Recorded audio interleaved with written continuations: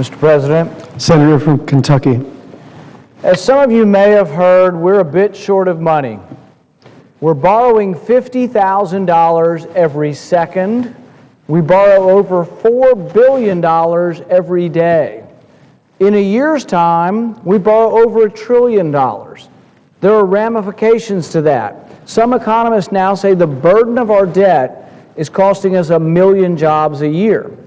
What I'm asking is, in the midst of this sequester, when people say we have no money to cut, to take this small item.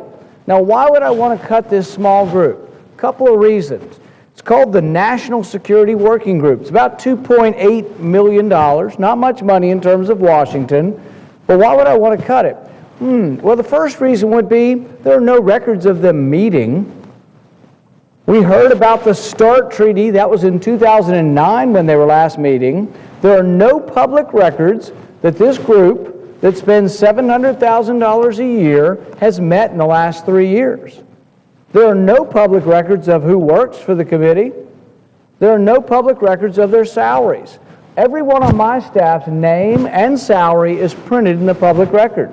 Not for this group. Now, they say we need this group to negotiate treaties. Well, we have a group. It's called the Foreign Relations Committee. I'm on the Foreign Relations Committee, and that's where we discuss treaties, or at least we're supposed to. The Foreign Relations Committee has dozens of employees, millions of dollars spent on our committee. It goes through the regular process.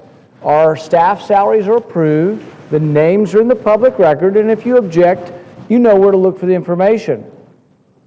To fund a group that has no records and no records of them meeting and doesn't tell you where they're paying the salaries, I think doesn't make any sense. Our job is to look at the money as if it were ours, as if it were yours, and pay attention to detail.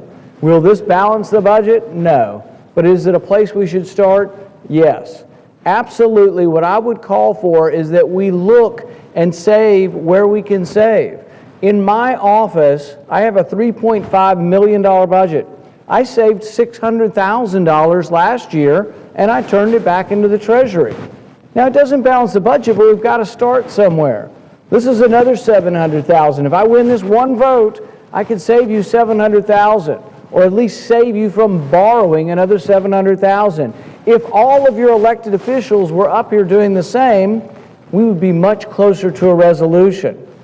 I turned in $600,000 to the Treasury, 18% of my budget, and I didn't lay off anybody because we're just careful about the way we spend it. We spend it as if it were our own money. If all of your public officials were doing that, imagine what we could do. I have another bill which will never see the light of day up here because they don't want to fix anything. I have another bill that would give bonuses to civil servants, federal employees who find savings. Right now we do the opposite. If your budget is $12 million and you work somewhere in the bureaucracy of government, you want to spend it at the end of the year so you can get it the next year. I would change that incentive. I would give that civil servant a significant bonus if they'll keep money at the end of the year and turn it back into the Treasury. Can you imagine the savings from top to bottom throughout government if we did that? But if we're to do that and to ask civil servants to do that and look for these savings, and right now with the sequester, people are throughout government looking for savings, why shouldn't we start with the Senate?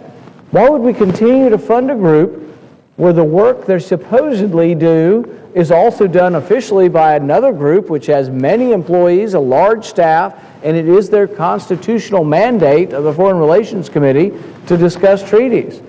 So while this is a small bit of money, it's symbolic of the need of what needs to go on in this country in order to rectify a problem that is really, truly bankrupting the American people. So, Mr. President, I would like to call up amendment number 25. The clerk will report the amendment. Senator from Kentucky, Mr. Paul, proposes an amendment number 25. On page 31, line 22. I ask that the reading of the amendment be waived.